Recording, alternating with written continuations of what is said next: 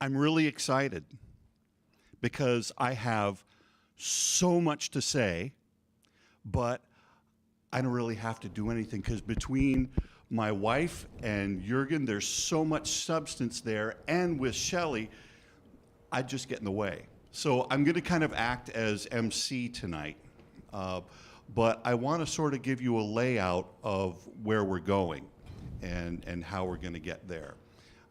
I first want to kind of impart two things. I want to impart the fact that when we leave here, we need a sense of urgency in action. And we need excitement. And I think that with everything that you're going to hear tonight, you're going to get both. There is a bit of bringing the room down first before we build it up, because, spoiler alert, Chad's legacy project exists because Chad died by suicide on January 21st of this past year. He was diagnosed with schizophrenia and lost excitement and lost hope. And he was not depressed. He just felt like he could never reach the goals that he wanted to reach. We started this discussion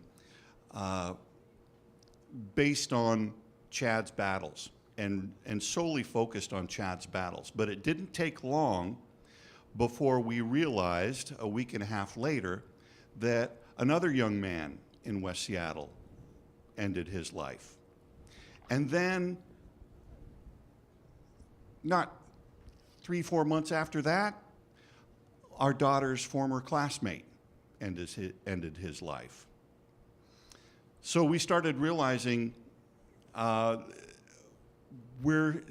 was not the last, and he was certainly not the first. We both personally know a young man this very moment who is battling with bipolar. And he told his parents 2 days ago, I don't know if it's going to be when I'm 25 or I don't know if it's going to be when I'm 50, but I do know that I'm not going to die by cancer, and I know that I'm not going to die by influenza. I'm going to die by suicide. That's just my fate. Can you imagine what it's like for a parent to hear those words?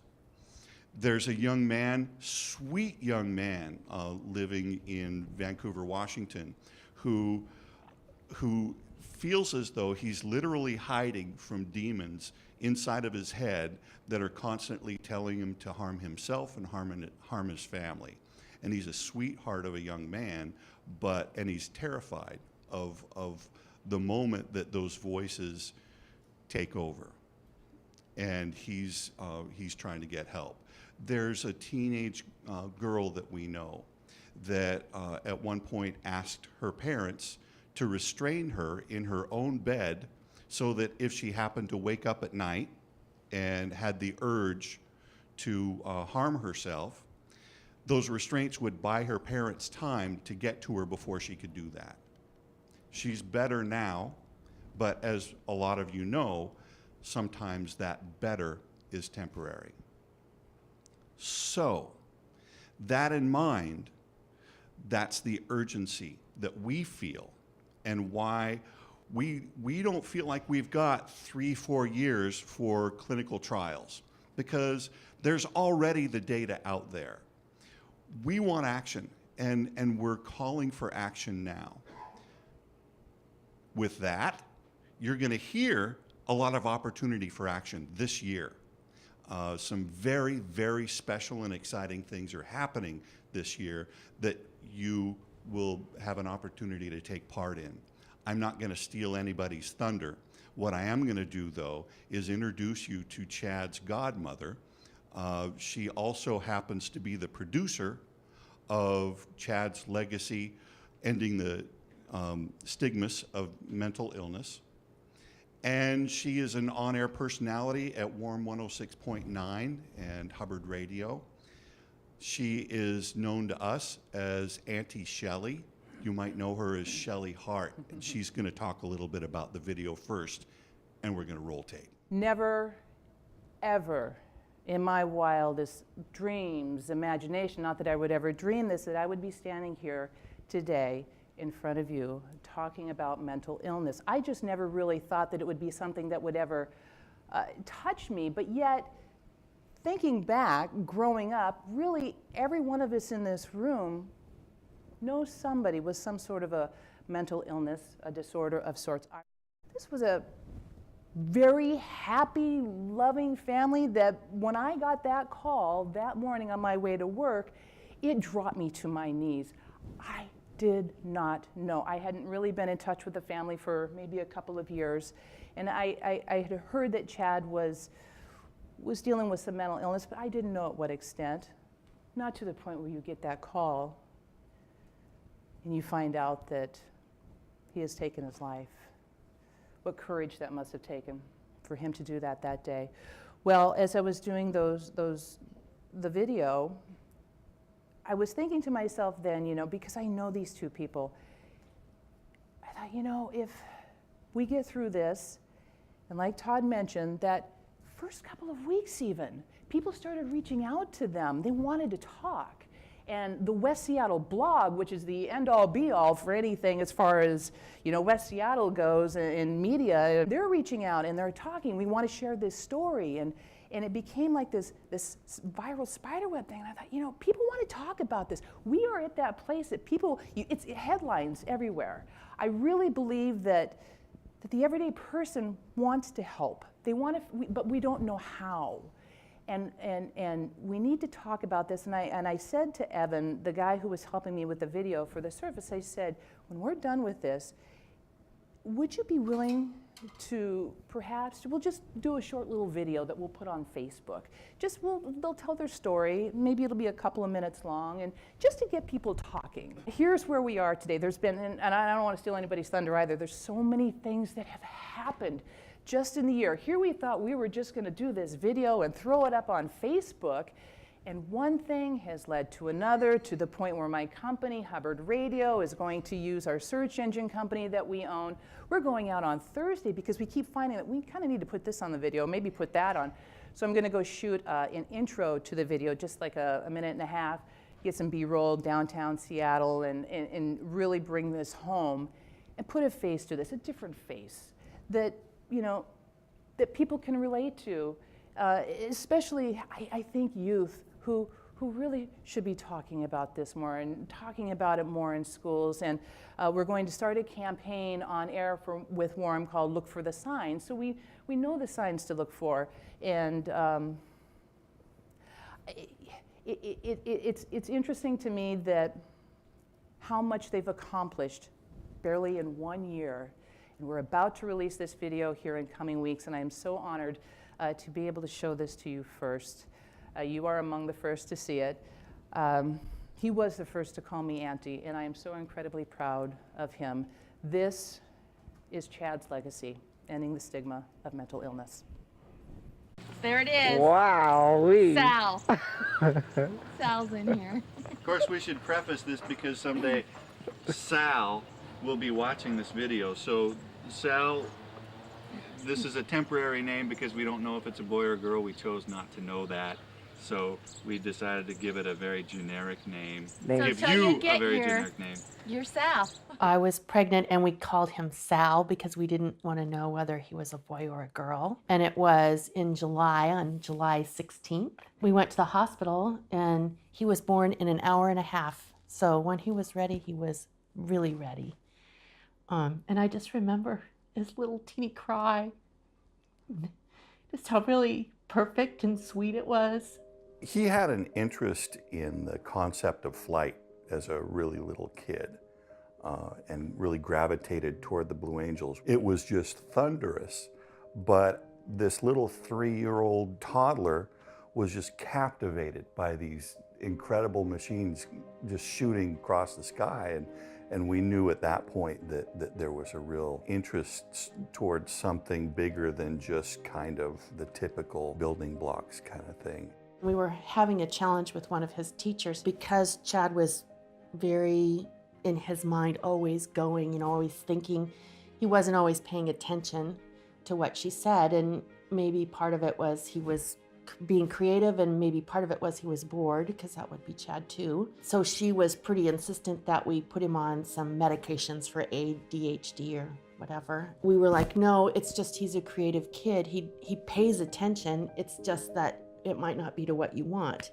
We went to the open house at the school. The students had all their art up on the walls. The teacher came out and said, see, this is what I'm talking about. His disobedience. This is what I'm talking about. And I said, what? And I looked up and here's Chad's, and she goes, look at it. It's on a different color of paper than all the rest. I instructed him to put it on this color of paper and he did not. She went down the line. Look, white paper, white paper, white paper, not white paper. Yeah.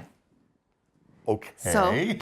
So I said, okay, I'll talk to him. And after the open house, I said to Chad, hey, buddy, I saw your art hanging up in the hallway. And he goes, yeah, did you like? I said, yeah, I noticed that yours was a different color than everyone else's, and your teacher was a little upset about that. He goes, yeah, wasn't that great? It made mine stick out. In the early parts of high school, we did wind up having him seen by a psychologist, because we wanted to figure out if there was something maybe getting in his way, because it was so difficult for him to track projects.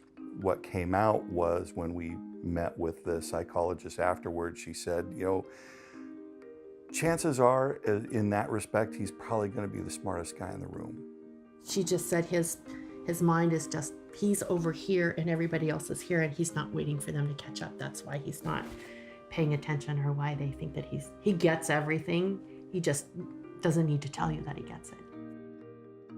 A year, maybe 2 years into high school, he had kind of developed an interest in mechanical engineering.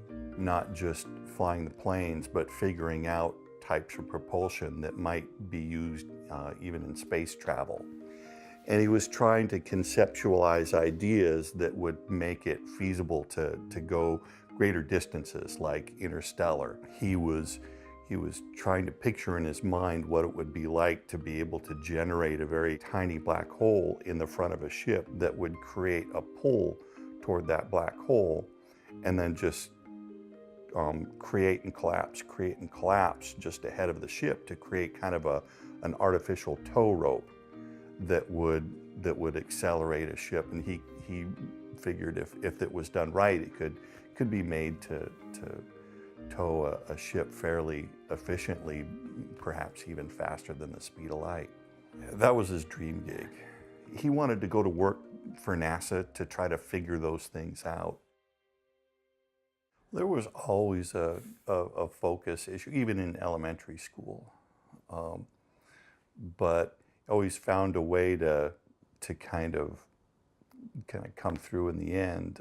It became more of a problem kind of midway through high school, and at that point, he did wind up getting put on some ADHD meds. He struggled in high school and wound up with a fairly low cumulative GPA, but blew up his SAT.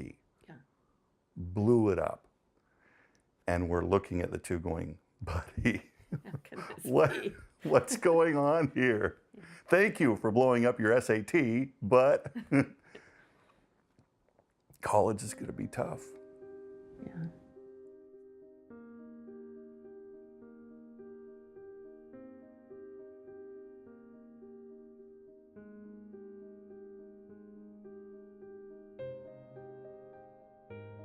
He had come home from work, and he said, Mom, I need to talk to you, and can we please talk in private? And I said, okay. So we went in the bedroom and shut the door, and he said, I am having problems, Mom, and I need your help. And I said, what's going on, buddy? And he said, I'm hearing voices and I'm seeing things, and it's making me scared. And I said, what do you mean seeing things? And he said, when I drive, I see creatures on top of buildings and they follow me. And it makes it so that it's hard for me to concentrate. And he said, and I can hear them talking to me and I can't sleep.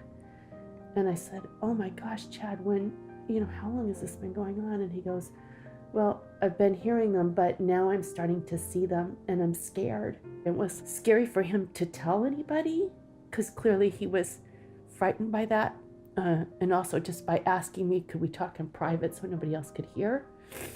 And scary as a mom to have your child talk about those things. And when your kid has a fever or they've got a knee that for some reason is really sore and it's got a big red spot on it, you look at it, go, okay, let's see a doctor, let's get this fixed. But when a child comes to you, say, I hear voices and I see things, it puts you on your heels because I don't know what to do about that. I guess we see a doctor.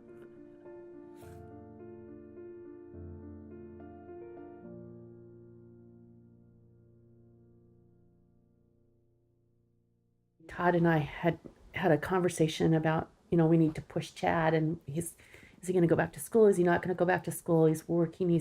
Seems like he's sort of floundering, and so he needs to pick himself up and move forward, get something done. He came home from work, and I had a coming to Jesus talk with him about how he needed. We did. You weren't the only bad guy in the room. So,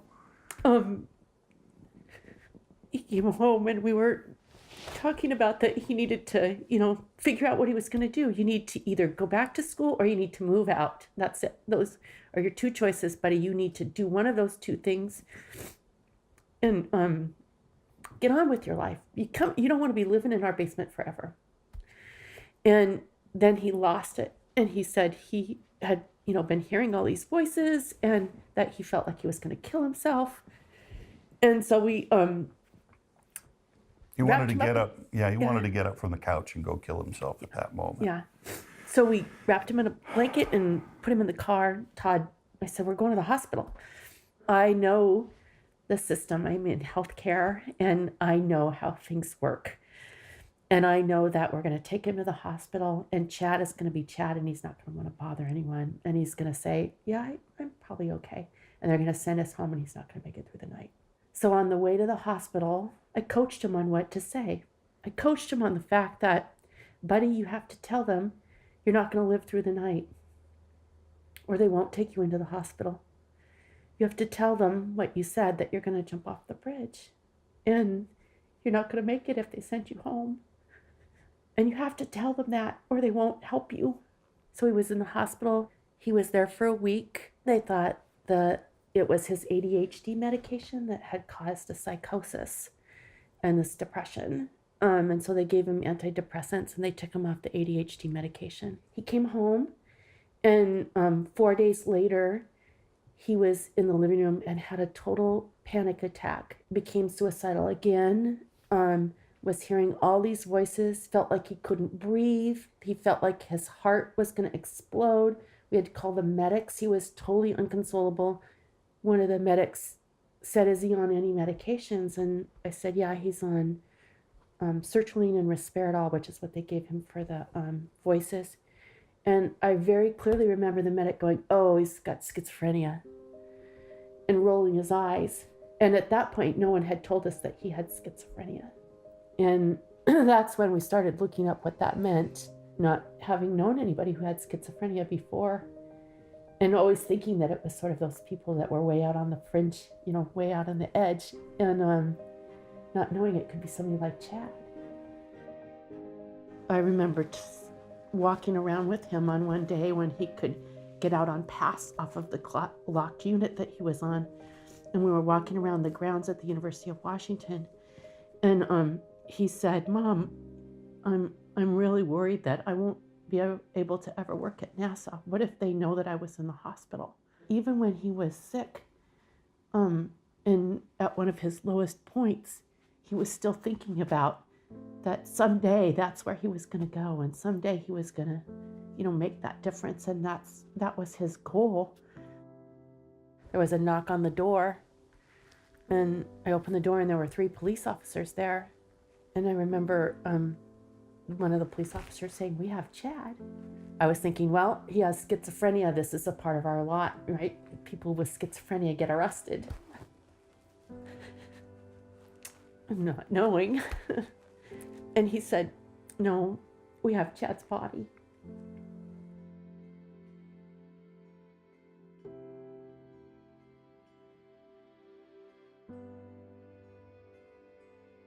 I think the stigma with mental illness and things that are going on in your head is so strong that it impacts even your relationship with your family and those that you trust the very most, so that you don't want to say anything until it's really bad, until you just can't deal with it anymore. And I think that thought around somehow mental illness means mental weakness, and that somehow you should be able to deal with it, like if you were just tougher, or if you were smarter, or if you were stronger, that this wouldn't be happening to you. There's a real lack of education for the general public as to what mental illness is. The image of mental illness that I think we all kind of generally have is something that is very unpredictable, and because of that unpredictability, it's unsafe.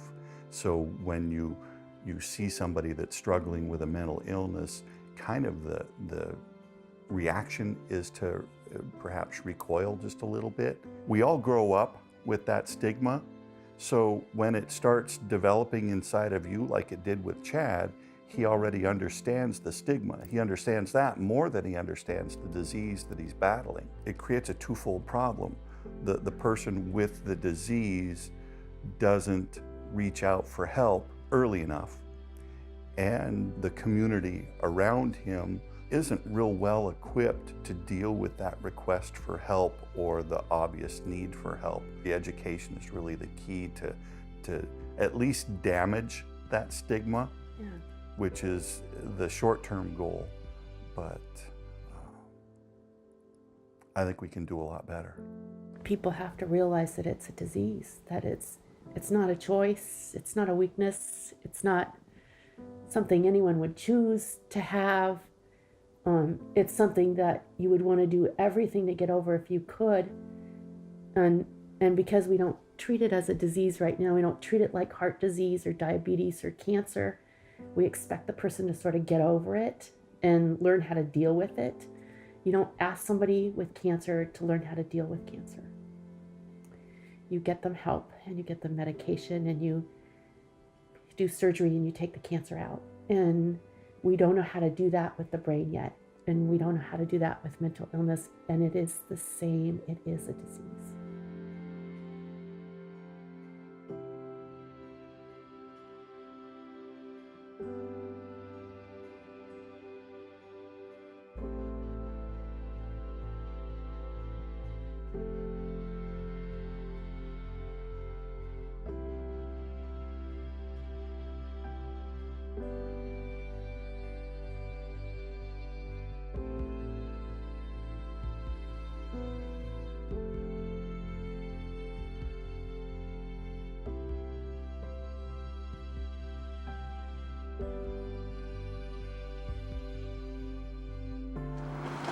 Well, recently we have woken up, eaten, and some of us went to school. Not me and Jake.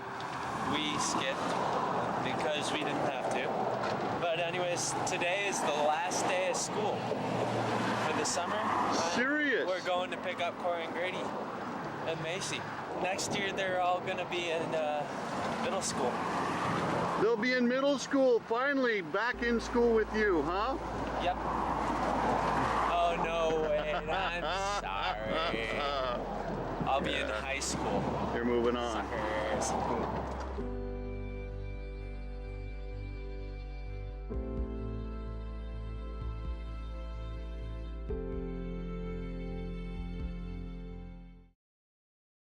We point our fingers a lot, and this is me now. You know, like, oh, what's that person? I used to think, God, that person, what's that crazy person doing over there? Well, now I look at these three fingers pointing back at me. What's their story? How did they get there? How can I help? There are all these silos everywhere. People want to help. They're all out there. Todd and Laura are doing the best they can to gather it all together, but we so need you. People want this. We need, especially those who are feeling this, to be able to know where they can go, who they can talk to, how parents, how I can, the next time I come across another friend that, you know, it's like, well, that was kind of strange. I wonder what that was all about. I wish I knew more about it. And we start by talking, hence Chad's legacy. Now we get to the nuts and bolts of what we can do about it, because there are a lot of things that we can do about it.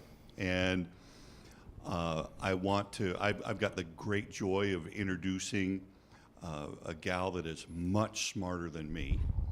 She's also my best friend. She happens also, coincidentally, to be Chad's mom.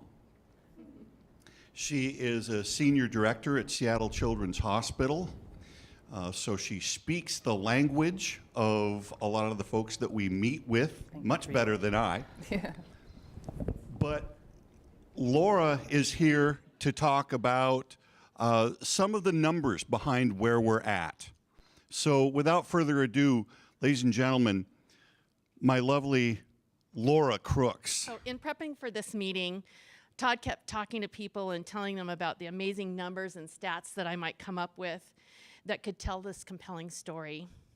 Numbers like 26% of the people over 18 in the United States will experience some sort of mental disorder. That's 1 in 4 people. And that 6% of those people, or 1 in 17, will be a serious mental illness. 1 in 17. We spoke of the staggering reality that 90% of the people who die by suicide have a significant psychiatric illness at the time of their death, and that suicide is the leading cause of death in those with schizophrenia, and the second leading cause of death of those between 15 and 24 years of age. In looking all these up, I imagine that these are statistics that many of you in this room already know. So let's just take this a little bit closer to home. A study in the state of Washington, psychiatric care, has ranked 46th in the United States, with beds decreasing 36% from 2007. We're starting to open a few more, but it's not anywhere near what we need. Those showing up in the emergency rooms in the state of Washington who get involuntarily admitted for psychiatric care, 70% of them have never seen anyone in a community healthcare system. That's their first interaction with care for their mental illness. There are faces, there are lives, there are families behind these statistics. Faces like Chad's. So what can you do? What can we all do to turn this around? There are things that can help. We can treat and even someday cure mental illness. We need to come up with alternatives to the expensive care that we're providing. Things like proactive care coordination. Imagine someone with severe anxiety disorder who needs medication, and we tell them, go to the grocery store and stand in front of a pharmacist who you don't know and ask for your psychotic medications. That's what we do to people. Things like education and training so that we can eliminate the stigma associated with mental illness, so people feel compelled to seek out treatment, and so that parents can know how to talk to their child when they come to them saying that they are hearing voices and seeing things. Why pay for these things? Why invest in these changes? Because we all pay now. We want you to look for more information about a summit that's coming up that we're co-hosting with the University of Washington and King County to bring together providers, payers, government officials, those people who really can make a difference in how we can think big and bold in the state of Washington to turn us from 46th to 1st in the treatment of mental illness, to finally make a difference for people. No mom should ever lose their son. No person should ever feel like there's not hope. We can all make a difference, and we're going to have Jürgen come up and talk to you about some of the things that are happening, but we would ask each of you to participate in this summit coming up in the fall. Thank you. So a few more numbers. So mental illness and substance abuse cause nearly a quarter, 25% of all disability related to health problems. That's more than diabetes, that's more than heart disease, that's more than cancer. You wouldn't know that if you looked at the way our healthcare system is funded. Or if you even thought about how philanthropy works, you wouldn't know that. But that's true. That's very hard data from the World Health Organization. There are some really smart people who are colleagues at the University of Washington who work here in Belltown in a program called the Institute for Health Metrics and Evaluation, funded by the Gates Foundation and a lot of other big funders. And they basically say 25% of all disability that comes at us related to our health comes from mental health and substance abuse problems. So what does that mean? If you're an employer, it means you have a person who's not at work. That's called absenteeism. We understand that really well. Or you might have a person who's got what's called presenteeism. This is something I learned a little while ago. Presenteeism is you are at work, but everybody wishes you weren't at work. I think you know what I'm talking about, right? If you're an employer, this also means a heck of a lot of money. About 2 to 3 times more money spent on a person who has diabetes and depression or diabetes and bipolar than a person who just has diabetes by itself. That's real dollars. If you're in the government, if you're in a community, what does that mean? Also very high healthcare costs. Medicaid patients in the state of Washington who live with a mental illness cost the state about 300% more than those who don't. It also means homelessness. It means involvement with the criminal justice system. It means a lot of other ways in which we have to spend money in this society that really comes from untreated or not well-treated mental illness. What does it mean for patients and families? I don't think I have to say very much. You just saw that. You just heard that. It means a lot of pain and suffering. It means a lot of lost hope and a lot of lost dreams. It means in this country we have 1 suicide every 13 minutes. In this state alone, state of Washington, we have 1 suicide. We have 2 to 3 suicides a day. We actually have more suicides than we have homicides. We have more suicides than we have motor vehicle accidents. You would never know that. So what are we going to do? So I've talked about a lot of problems so far. What are we going to do? So we have a couple of things we need to do. The first thing is we have a huge workforce shortage in mental health in this state. We do need to train more mental health professionals and other professionals to be able to help somebody. And I'm not saying we just need more psychiatrists or psychologists. I need everybody who's a healthcare provider to be comfortable when somebody comes and says to them, you know, I'm hearing voices. They need to not just run away from that. They need to say, this may or may not be my expertise, but I know how to get you started. This is no different than any other health problem you could have brought to me, and I know what to do. So we need to do a lot more developing our workforce. We also need to work smarter. So we have the largest psychiatry training program in the United States at the University of Washington. At any given time, we have 73 psychiatrists who are training and 10 child psychiatrists. And that's a huge investment. But we're never going to have enough psychiatrists where everybody can just go and see a psychiatrist right away, especially if you're in any of the rural parts of our state.